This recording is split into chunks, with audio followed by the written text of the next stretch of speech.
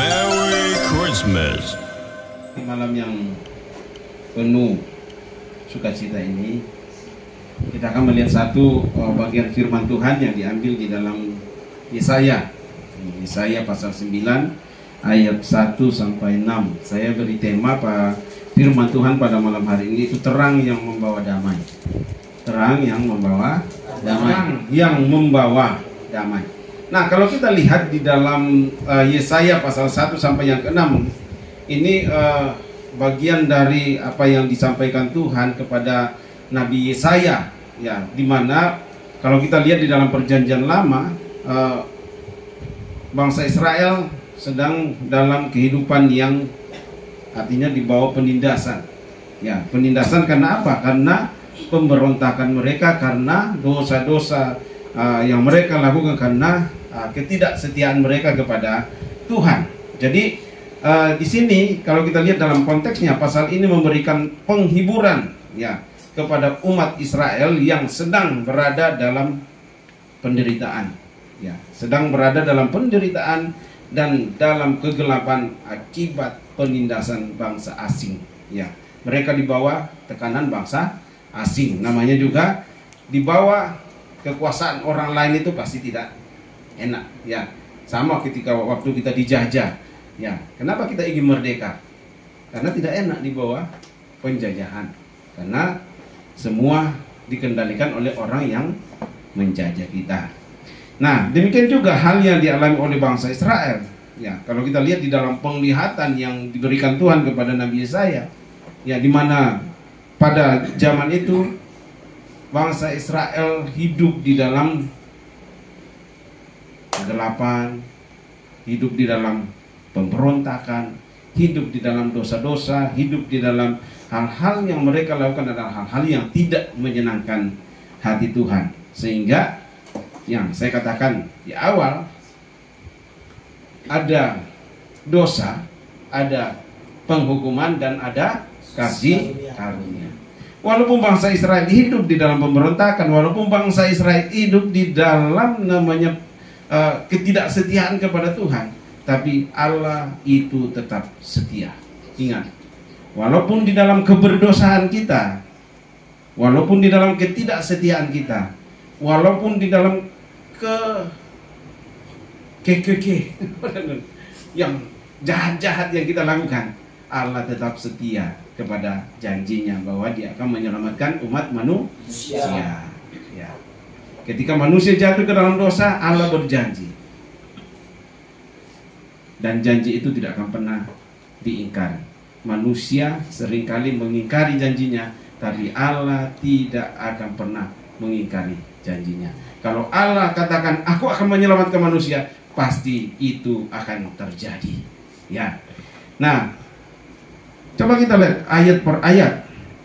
Di ayat 1 dikatakan, bangsa yang berjalan di dalam kegelapan telah melihat terang yang besar. Bangsa yang berjalan, siapa yang bangsa yang berjalan di dalam kegelapan?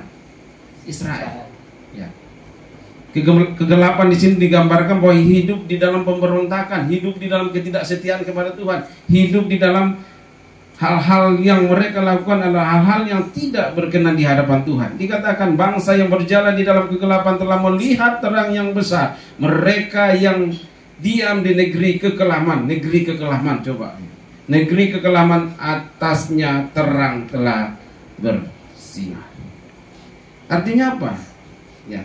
Dikatakan bahwa kegelapan yang dialami oleh bangsa Israel adalah simbol dari penindasan, ya. Penindasan, dosa, kemudian kehancuran akibat dosa yang mereka lakukan sendiri. Ya. Coba kalau kita lihat begitu luar biasa janji Tuhan, aku akan membawa engkau keluar dari Mesir, membawa ke negeri yang berlimpah susu dan madu. Apakah mereka menikmati? Mereka sempat menikmati, tapi selanjutnya mereka harus hidup di dalam penindasan, hidup di dalam kekelaman. Yang saya katakan, dosa itu sangat besar akibatnya. Ya. Nah, kalau kita lihat, walaupun mereka hidup di dalam pemberontakan, hidup di dalam dosa, hidup di dalam kehancuran, namun nubuatan ini berbicara tentang terang besar yang akan datang. terang besar yang akan datang, yaitu kehadiran Tuhan melalui Sang Juru Selamat, melalui Mesias yang kita peringati dengan Natal. Ya. Oleh karena itu, Natal itu apa? Ya. Apa makna Natal dalam hidup kita? Apa arti Natal dalam hidup kita? Saya yakin dan percaya di antara kita semua ini mungkin sudah puluhan kali kita ikut Natal, ya. Mungkin dari kecil kita sudah ikut Natal di bawah orang tua. Bahkan dari kandungan kita mungkin orang tua kita sudah ikut Natal dan kita ikut juga di bawah. Benar gak? Ya. Kalau kamu dikandung, kamu ikut Natal gak? Kalau orang tua mau ikut Natal, mamamu ikut Natal, ikut juga? Gak mungkin mamamu tinggal dulu kau di rumah kan? Ya saya mau pergi Natal, keluar dulu ya. Belum waktunya keluar. Udah sekian kali kita ikut Natal, tapi kita mengerti nggak arti dari Natal itu sendiri? Ya, yang kita selalu peringati di tanggal 25, baik itu malam Natal maupun di hari Natal tanggal 25 siang. Nah, kalau kita lihat dunia kita seringkali berada dalam kegelapan. Ya, di dalam dunia kita, dunia saudara dan saya, seringkali kita hidup di dalam kegelapan. Kegelapan itu bicara, ya coba bayangkan kalau gelap, apa yang terjadi dalam kegelapan? Apakah kita bisa menghasilkan sesuatu di dalam kegelapan? Apa yang terjadi dalam kegelapan? Nggak ada. Ya, nggak ada apa-apa yang kita bisa hasilkan di dalam kegelapan. Ya, dikatakan seringkali kita ada di dalam kegelapan, baik secara moral, secara spiritual. Moral. Ya, coba lihat sekarang moral orang, dikatakan hancur-hancuran. Ya. Apakah orang yang korupsi itu nggak punya uang? Punya uang nggak? Punya. Kenapa masih korupsi? Tidak puas. Itu akibat apa? Dosa. Ya. Apakah orang nggak tahu kalau mencuri itu dosa? Apakah orang nggak tahu kalau membunuh itu dosa? Apakah orang nggak tahu kalau memfitnah itu dosa? Tapi coba perhatikan sekarang, media sosial penuh dengan caci maki, fitnah. Ya. Kita lihat ada orang tua membunuh anak, ada anak membunuh orang tua. Aduh, luar biasa kita lihat. Manusia hidup di dalam kegelapan secara moral, secara spiritual. Orang seakan-akan tidak butuh Tuhan lagi. Ya, orang tidak mau ke gereja lagi, orang tidak mau berdoa lagi, orang tidak mau baca Alkitab lagi. Orang hanya mencari hal-hal yang bersifat duniawi. Manusia sudah hidup di dalam kegelapan. Jangan kira ketika kita sudah sekolah teologi, spiritual kita bagus, belum tentu. Karena punya kehausan untuk mencari hadirat Tuhan. Coba lihat dunia sekarang, individual. Hanya yang penting aku memikirkan diri ini. Hubungan sosial tidak baik, komunikasinya tidak baik. Ya, akibat apa? Ini yang sedang terjadi, manusia hidup di dalam kegelapan. Ya, dikatakan di situ, ya, baik secara moral, spiritual maupun sosial. Natal adalah peringatan bahwa terang Kristus datang untuk mengusir kegelapan itu. Ya. Artinya, ketika kita sudah merasakan Natal, kegelapan itu harusnya sudah diusir. Karena Kristus datang untuk mengusir kegelapan. Manusia yang tadinya kita hidup di dalam kegelapan, ketika Yesus ada masuk di dalam hati kita, kegelapan itu harusnya pergi. Individual itu harusnya pergi. Memikirkan diri sendiri itu harusnya pergi. Lebih memikirkan orang lain. Makanya dikatakan Kristus datang bukan datang untuk melayani, bukan datang untuk dilayani, tapi datang untuk apa? Melayani. Ya. Kristus datang bukan untuk dilayani, tapi untuk melayani, bahkan menyerahkan nyawanya di atas kayu salib. Kamu pernah menyerahkan nyawa untuk orang lain? Atau kau menyelamatkan hanya untuk nyawamu sendiri?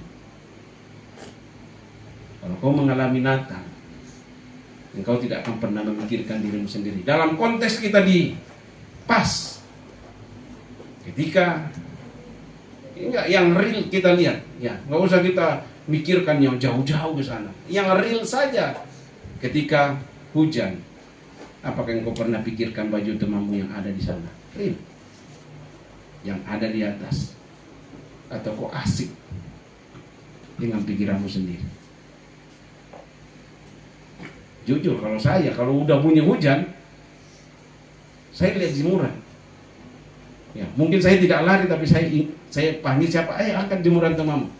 Itu kita nggak memikirkan diri kita sendiri. Coba kita bayangkan temanmu sudah cuci capek-capek ngangkat dari sekolah, kehujanan lagi bau. Coba bayangkan. Nggak usah kita panjang-panjang mau pergi menginjili ke Afrika lah, menjauh ke orang ini yang dekat di sini. Ketika kamu lihat dapur, pernah kau pikirkan ketika bahasa di situ nanti ada yang lewat jalan, kan bisa kepukul kepalanya, bisa masalah, bisa panjang masalah. Pernah kau pikirkan situ? Kalau Kristus ada di dalam dirimu, pemikiranmu akan sampai ke situ. Karena engkau tidak akan memikirkan dirimu sendiri. Ingat, Kristus datang bukan untuk dilayani, tapi untuk melayani. Kalau Kristus ada dalam diri kita, Natal ada dalam diri kita, kita tidak akan egois, tidak akan memikirkan diri sendiri, tapi bagaimana engkau memikirkan orang lain. Yang saya katakan, saya bukan tidak ada kerjaan mau membuka pas seperti ini, karena saya tahu Kristus ada di dalam diriku. Aku sudah dilayani Kristus, aku juga mau berbagi dengan orang lain. Ya, orang lain menolong saya juga mau menolong orang lain. Gak egois, gak mikirkan kita diri sendiri. Nah itu, jadi kegelapan akibat dosa-dosa yang kita lakukan ketika Kristus datang membawa terang, mengusir kegelapan yang ada di dalam diri kita. Yang ketiga, kalau kita lihat ayat yang kedua, ya, kita sampai jam 12 ya, pas masuk kan baru kita masuk. Ayat yang kedua dikatakan, engkau telah menimbulkan banyak sorak-sorai dan sukacita yang besar. Mereka telah bersukacita di hadapanmu seperti sukacita di waktu panen, seperti orang bersorak-sorai di waktu membagi-bagi jarahan. Artinya apa? Kita perhatikan di situ, kehadiran terang membawa sukacita besar. Ya, coba lihat gembala ketika dia mendengar kabar tentang kelahiran Sang Juru Selamat di Bethlehem. Berapa harga kambing dia harus tinggalkan untuk pergi menyembah Sang Raja, pembawa sukacita itu. Orang Majus dia harus berjalan jauh untuk datang berjumpa dengan Sang Pemberi sukacita itu. Mereka mempersembahkan semua apa yang mereka miliki, harta yang mereka miliki, harga yang begitu mahal mereka persembahkan untuk seorang raja yang datang. Orang yang sudah mengalami Natal dalam hidupnya, orang yang sudah mengalami Kristus dalam hidupnya, orang yang sudah mengalami kelahiran baru, ada Kristus di dalam hatinya, harusnya hidupnya penuh dengan sukacita. Kalau ditegur, ada sukacita nggak? Atau duka cita? Atau memberontak malah kalau ditegur? Berarti Natal hanya sekedar kamu merayakan Natal, menunggu ada B2, ada B1 di sana. Tapi Kristus tidak lahir dalam dirimu. Ayo sukacita. Ya. Kehadiran terang membawa sukacita besar seperti sukacita pada waktu panen atau saat kemenangan perang. Coba kalau kita menang, sukacita, yes. Coba waktu gol saja kan, yes. Kalau Indonesia menang, yes, masuk. Itu sukacita kan. Tapi dikalah kemarin, jatahnya, bodoh. Belum selesai permainan sudah pada naik ke atas kan? Karena Indonesia kalah. Coba Indonesia menang, pada duduk dengar komentarkan di sini kan? Tapi karena kalah, nggak ada sukacita.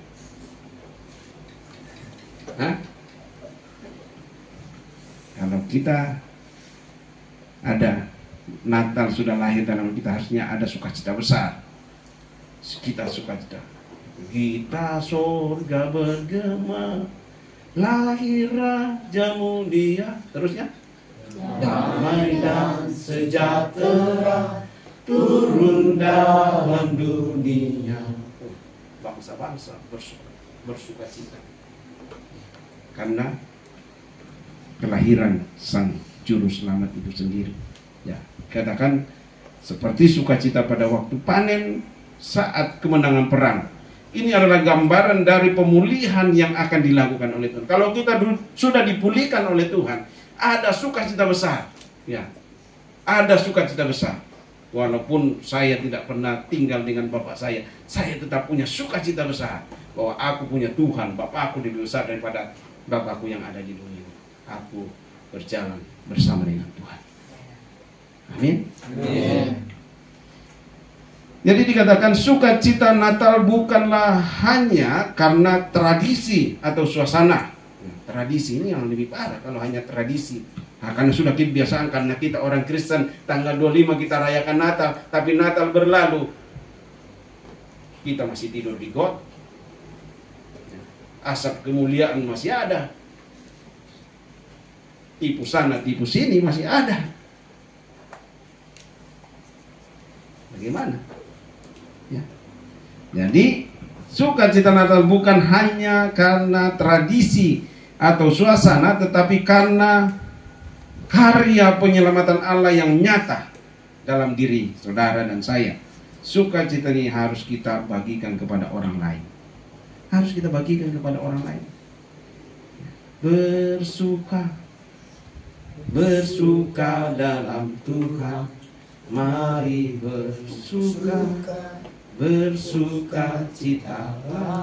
Kenapa kita harus bersuka cita? Hah? Kenapa kita harus bersuka cita? Kenapa kita harus bersuka cita? Apa? Hah? Karena Tuhan baik. Ya. Memang Tuhan itu ATM-nya. Kenapa kita harus bersuka cita? Hei cewek, kenapa harus bersuka cita? Hah? Karena apa? Iya. Kegelapan itu sudah dikalahkan sama terang yang ajaib yang lahir dalam diri kita pada malam Natal. Amin. Amin. Masih berapa ayat ini? Kita mau coba satu-satu ayat. Saya bilang tadi kan. Sekali setahun kan. Ayat 3. Sebab kuk yang menekannya dan gadar yang di atas bahunya serta tongkat si penindas telah kupatahkan seperti pada hari kekalahan Midian. Artinya apa? Penindasan yang dirasakan Israel akan dihentikan oleh kuasa Allah. Nah, gambaran ini menunjuk pada pembebasan yang mirip ketika mereka dibebaskan dari Mesir. Ada banyak mujizat yang terjadi di situ. Ya, yang mendahului mereka untuk keluar daripada perbudakan. Ya. Jadi kita pun dikatakan beban apa yang kamu alami saat ini, Tuhan akan bebaskan kamu. Mungkin saat ini hatimu lagi kepahitan, mungkin kau dalam ketidakberdayaan, mungkin kau ragu dengan masa depanmu dan lain sebagainya. Tapi malam hari ini di saat Natal ini, Tuhan akan datang untuk membebaskan engkau. Amin. Ya. Rasakanlah Natal yang sesungguhnya, bukan baju putih-putih. Ya, kalau putih luarnya hitam dalamnya, apalah artinya kan? Ya. Apalah artinya? Lebih hitam luarnya, putih dalamnya. Kan? Haleluya. Benar gak Eksen? Haleluya. Lebih hitam luarnya, tapi putih dalamnya kan? Daripada kita putih, tapi hitam dalamnya. Benar. Ya kan? Lebih kayak Chandra nggak jelas. Dibilang putih tidak, dibilang hitam tidak bajunya. Dia hatinya putih, hatinya putih. Ya, nah, ya Chandra ya, semangat Chandra. Ya. Nah, jadi penindasan yang dirasakan untuk Israel tuh tertindas di bawah tekanan bangsa-bangsa yang menjajah dia. Tapi ketika terang itu akan datang membebaskan mereka secara rohani. Ya, secara rohani. Karena mereka hubungan dengan Allah udah putus kan. Mereka tidak, ketika mereka di bawah pembuangan dikatakan alat musik itu digantung semua, nggak ada lagi pujian, nggak ada lagi penyembahan kepada Tuhan. Ya. Mungkin saat-saat ini juga engkau tidak ada gitar sudah kau gantung di ruang doa, tidak ada lagi pujian, tidak ada lagi penyembahan. Yang ada suara kodok, saling ganti-gantian, tidak ada yang bangun berdoa. Tapi malam Natal hari ini mengingatkan kita kembali.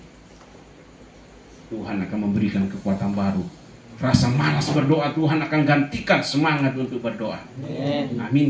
Rasa malas untuk menyembah Tuhan, memuji Tuhan, Tuhan bangkitkan kembali. Ya. Rasa keinginan untuk main game, Tuhan matikan. Amin. Haleluya. Sehingga yang ada adalah handphone untuk membaca firman Tuhan. membuat konten untuk firman Tuhan. menyenangkan hati Tuhan. Tinggalkan Mobile Legend, tinggalkan Free Fire. Karena itu tidak akan membawa apa-apa dalam dirimu. Amin. Amin. Ada Juliman? Oh iya. Amin Juliman. Amin. Amin. Ya. Jul. Haleluya.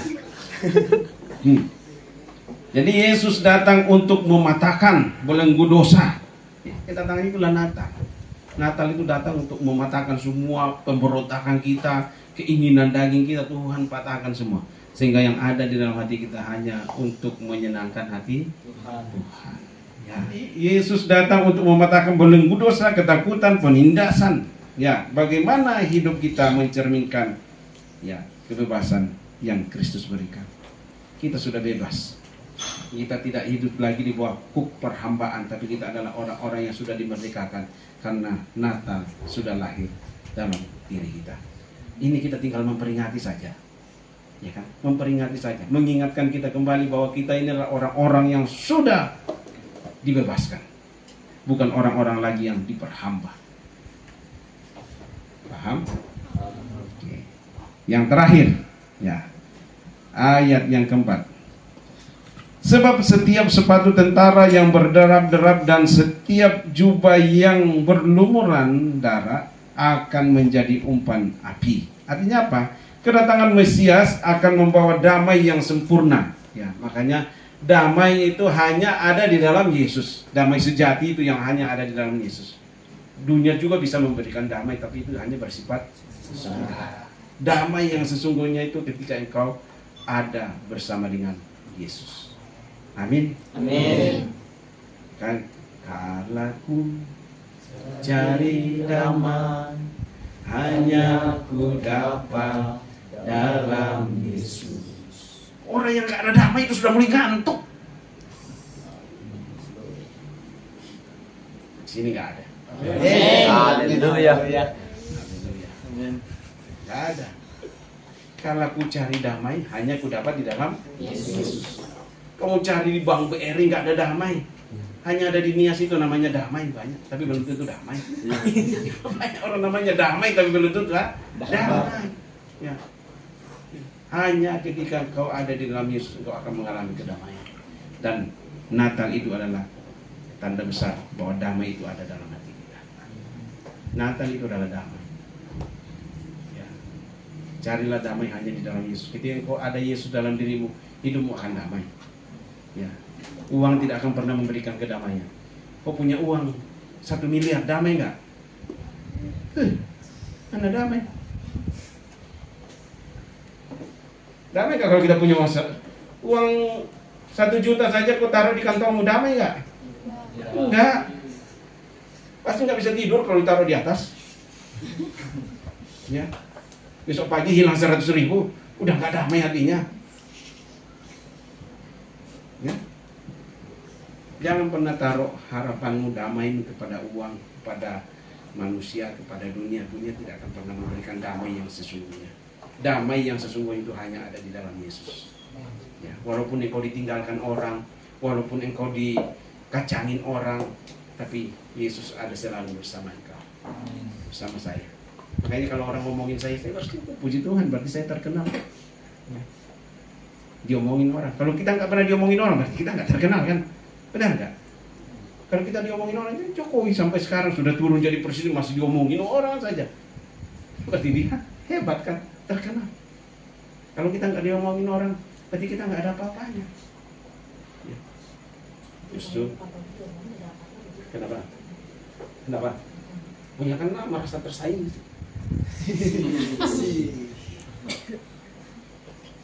Orang yang merasa tersaing pasti ngomongin orang kan.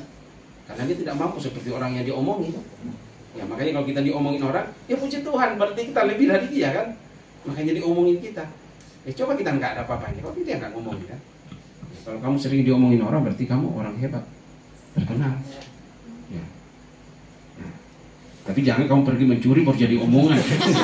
Bukan terkenal itu namanya. Ya, kita mencuri baru kita dibawa ke kantor desa, kita polisi, jadi omongan tetangga. Itu bukan hebat itu. Ya, tapi kalau kamu berbuat baik dan diomongin orang, hebat. Itu namanya hebat. Ya.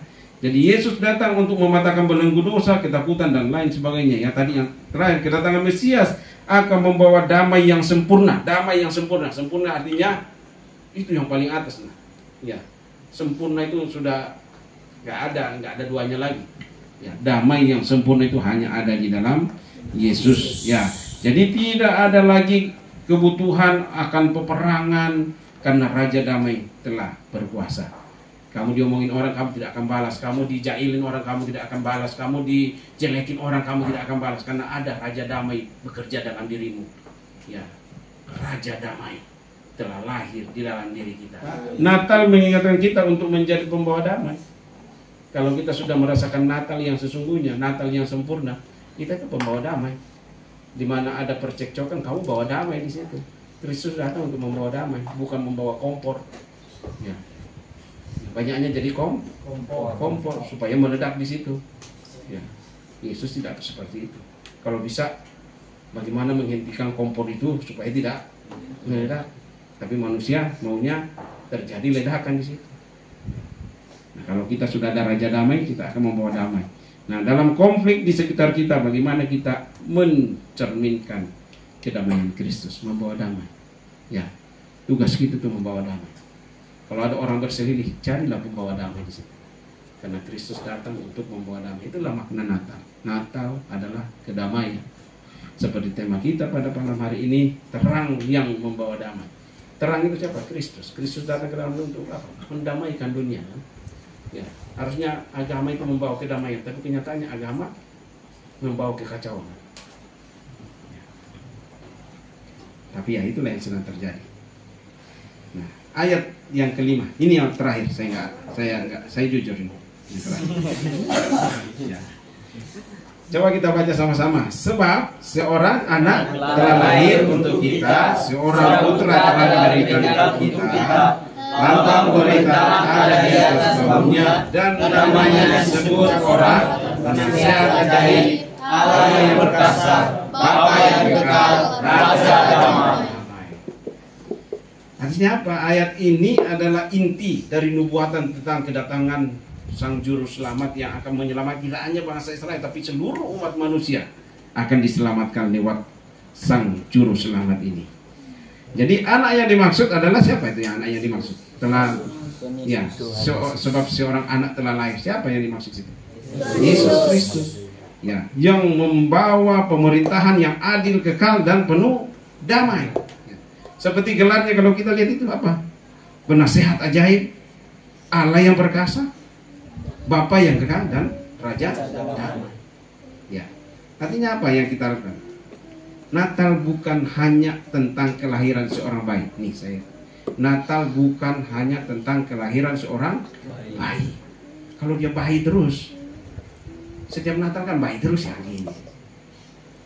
Padahal Yesus sudah besar kan. Bayi terus. Ya. Natal bukan hanya tentang kelahiran seorang bayi, tetapi tentang kedatangan Raja yang memerintah di dalam hati kita.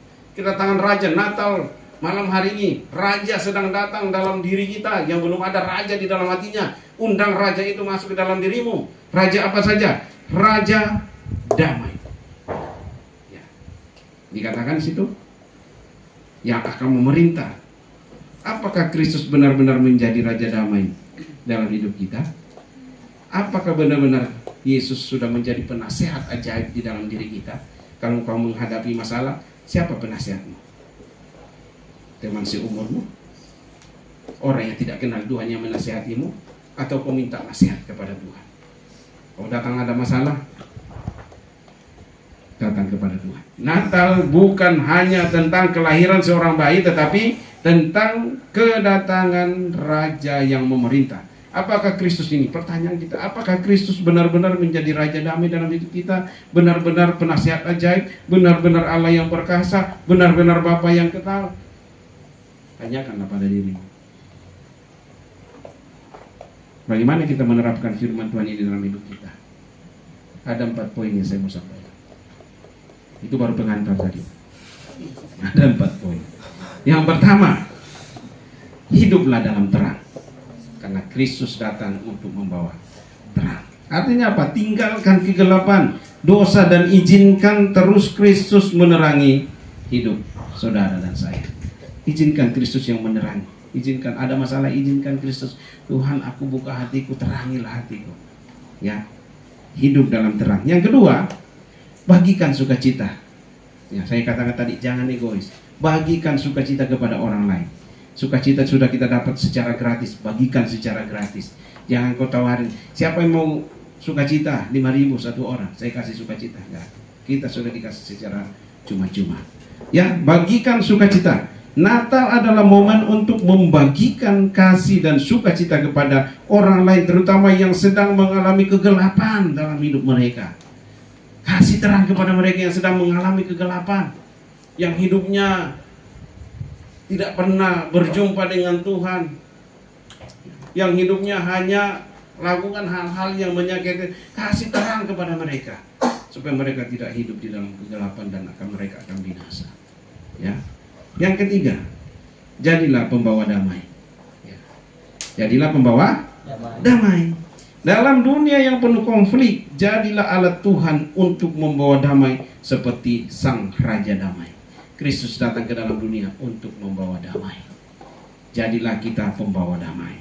Yang terakhir, hiduplah di bawah pemerintahan Kristus.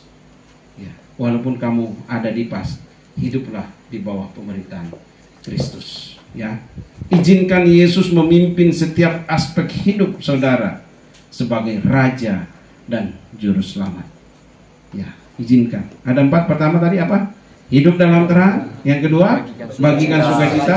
Yang ketiga, jadilah pembawa damai. Dan keempat, hiduplah di bawah pemerintahan Kristus. Hafal, nanti ada kuis.